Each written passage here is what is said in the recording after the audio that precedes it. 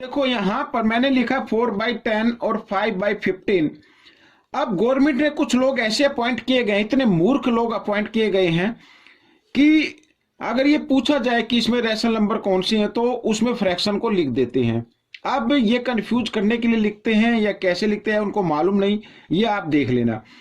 तो इतने मूर्ख, और स्पेशल जो प्राइवेट पब्लिशर होते हैं उसमें तो ये आपको जरूर मिलेगा। अब मैं आपको डिफरेंस बताता हूं। देखो बच्चों, यहाँ पे 4/10 है और ये 5/15 है। अगर ये किसी भी कॉमन टेबल से डिवाइड हो रहा है तो इसका मतलब ये फ्रैक्शन है। अब देखो जैसे यहाँ 4/10 है, अगर हम इसको 2 से डिवाइड करें, 2 2 जा 4, 2 5 जा 10, अब आ गया 2/5। अब ये फ्रैक्शन भी है और साथ में रैशनल नंबर भी है। लेकिन अगर हम 5 जैसे यहाँ पे लिखा है 5/15, अगर हम इसको कहें कि ये रैशनल नंबर है तो ये रैशनल नंबर नहीं है। ठीक है ना, क्योंकि रैशनल नंबर p/q फॉर्म में तो लिखे जाते हैं। साथ ही रैशनल नंबर उसे कहते हैं जब दोनों यानी p/q का कोई भी कॉमन फैक्टर आपस में मैच ना करे। लेकिन यहाँ पे तो कर रहा है ना। अब अगर हम पूछे कि 5 किस किस की टेबल में आता है तो 1 की में तो आएगा ही, साथ ही 5 की में आएगा, और 15 1 की में आएगा, 5 में आएगा और 15 में आएगा। तो कॉमन फैक्टर यहाँ पर ये देखिए ये 5 आ गया।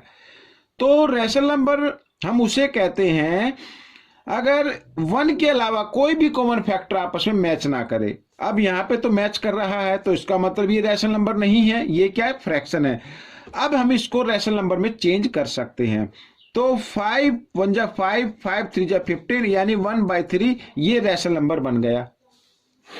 तो आपने क्या सीखा अभी तक कि जो भी रैशनल नंबर होते हैं या फ्रैक्शन होते हैं, हमें सिर्फ ये देखना है कि क्या इनके बीच में कोई कॉमन फैक्टर है। अगर कॉमन फैक्टर है तो वो फ्रैक्शन कहलाएगा, अगर कॉमन फैक्टर नहीं है तो वो रैशनल नंबर कहलाएगा। हम रैशनल नंबर को फ्रैक्शन बोल सकते हैं और फ्रैक्शन को रैशनल नंबर बोल सकते हैं बेशर्ते कि उसके अंदर कोई भी कॉमन फैक्टर ना हो। अब जैसे मान लीजिए यहाँ पे लिखता हूं मैं 7/9, ठीक है, 7/9 लिख दिया।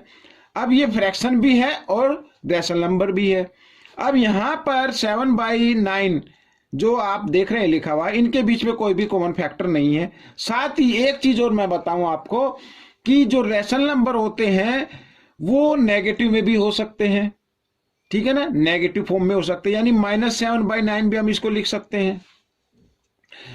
आइए आगे चलते हैं। अब जैसे मान लो मैंने लिख दिया यहाँ पर 25/33। अब ये भी क्या है, एक रैशनल नंबर है। क्यों? क्योंकि इनमें दोनों में कोई भी कॉमन फैक्टर आपस में मैच नहीं होगा, 1 को छोड़कर। 1 को नहीं लेना है, ठीक है। अगर आप देखें 25 के कॉमन फैक्टर निकाले तो 1 5 और यहाँ पर 25, और 33 के निकाले तो 1 11 और 33 आएगा। आपको 1 को छोड़कर कोई भी कॉमन फैक्टर आपस में कोई भी कॉमन फैक्टर है ही नहीं इसमें, ठीक है ना। तो कहने का मतलब ये है, ये क्या है, रैशनल नंबर है। आप इसको फ्रैक्शन भी बोल सकते हैं, ठीक है ना। लेकिन अगर ये इस तरीके से आ जाए 20 यहां पर आ जाए 30 तो ये रैशनल नंबर नहीं है। रैशनल नंबर कब बनेगा, जब हम इसको डिवाइड कर देंगे। या तो 0 से 0 कर दीजिए या 10 से 10 2 जा और 10 3 जा 30, ठीक है। इस तरीके से 2/3 इज ए रैशनल नंबर। तो ये छोटा सा एक डिफरेंस होता है जो कुछ लोगों को नहीं पता, कुछ बच्चों को नहीं पता। तो आपको ये मालूम होना चाहिए, और ये मालूम करके आप सभी अपने एक दूसरे दोस्तों को, पड़ोस में अपने भाई बहनों को जरूर शेयर कीजिए और जरूर उनको समझाए, ठीक है। मिलेंगे अब न्यू वीडियो में, तब तक आप इस वीडियो को देखते रहे और मेरी वीडियो देखने के लिए धन्यवाद।